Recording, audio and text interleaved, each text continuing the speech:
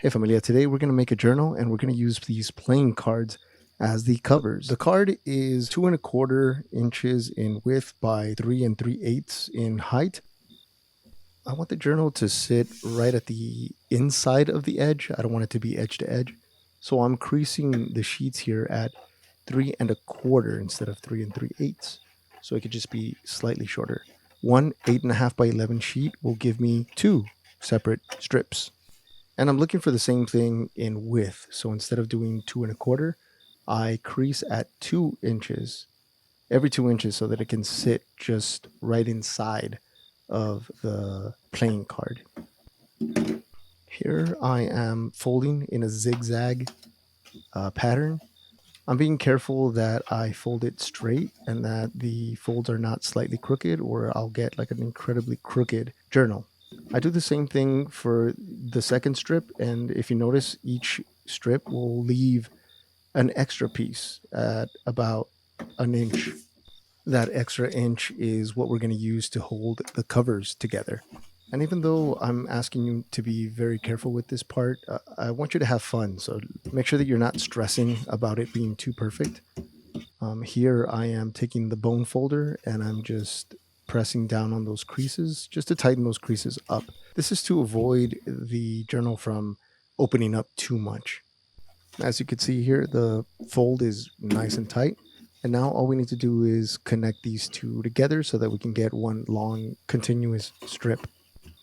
So next I hold those two pieces of paper together edge to edge, and I bring in my clips that I brought from Home Depot. These clips are just to hold both of those pieces together while I add some washi tape. I'm going to use this line on the mat to guide me as I put a piece of washi tape down. I put half on the paper and half on the cutting mat, and I gently press down so that it could grab onto the paper. Then I grab my X-Acto knife and I cut a strip from that edge. And to save this, I am adding it to a collage of washi tapes that I'm making. I cut off the other end, and as you can see, it's very minimal waste. And now I remove it from the board and I face it towards me, fold, and then pinch right in the center first, and then work my way outward. You could see my previous tutorials. There is another way that you can bind these two, and that's by taking another strip of the same paper and gluing it to the edge. Here I'm taking the bone folder and I'm pressing down on the washi tape just to give it a little bit of extra grab. I just want to make sure it doesn't fall apart on me. And now to connect the cover, I bring in my sacrificial piece of paper to glue that extra flap. The paper is just to protect my cutting mat from getting glue on it. And then once I applied enough glue, I fold the flap just slightly, bring it to the cover, and I want to make sure that there is just a small amount of space above where I'm gluing, and I'm using the bottom of that piece of paper to guide me to make sure that I have the same space above as I do below. I hope that makes sense. I flip this over and I press some more just to make sure that it grabs. You can add a piece of tape there if you think that it's not going to grab well enough, and there you have it.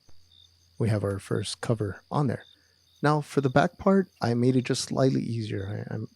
I was trying to make sure that it was facing upward, but it doesn't matter because if the card is reversible, duh, Leo.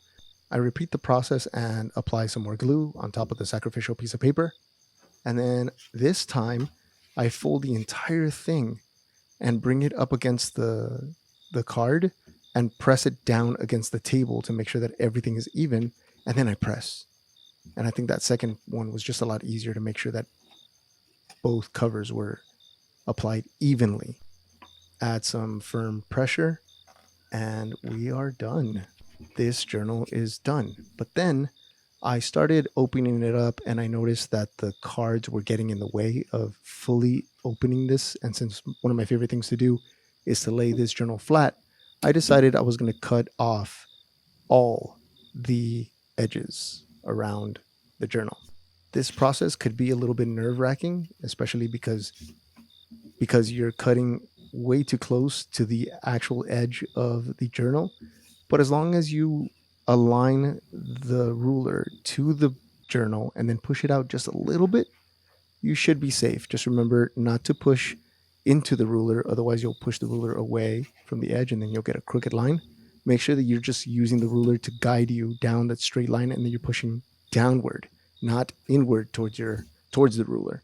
We're not really going for perfection, so it's okay if the lines are slightly crooked.